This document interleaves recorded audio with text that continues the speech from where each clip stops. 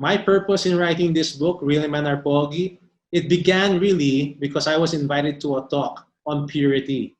And I was writing that portion about purity. It just came to mind, why not just, I should write this book, not just on purity, but on O, G, and I.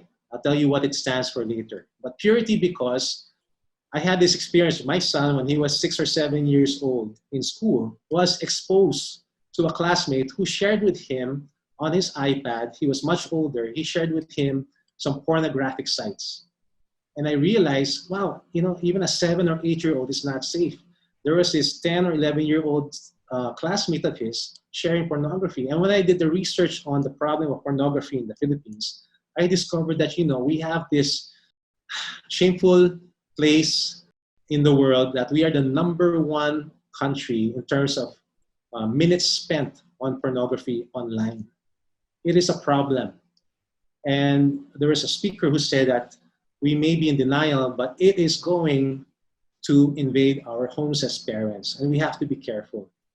So I wrote this book primarily as a call for purity, for obedience, for gentleness, and to be intimate or intense in the relationship with God.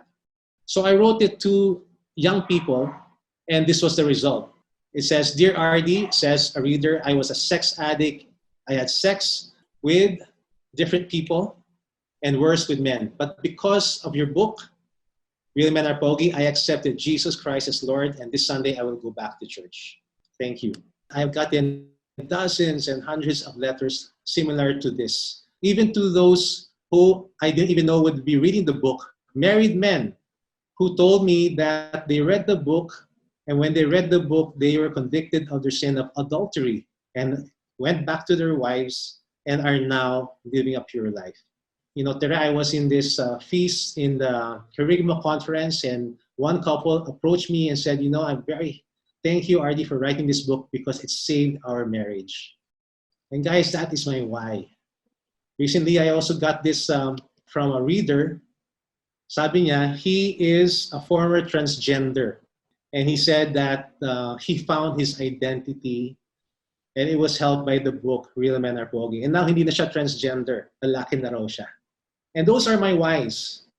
Writers write about, you know, what should be, what the world could be and should be. We are dreamers, we are optimists.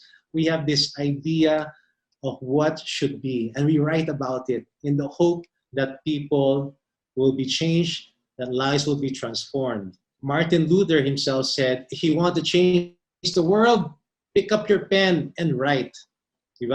Our national hero Rizal said that the pen is mightier than the sword. I love this quote that says, when I speak, my words echo across the room. But you know, when I write, my words echo across the ages.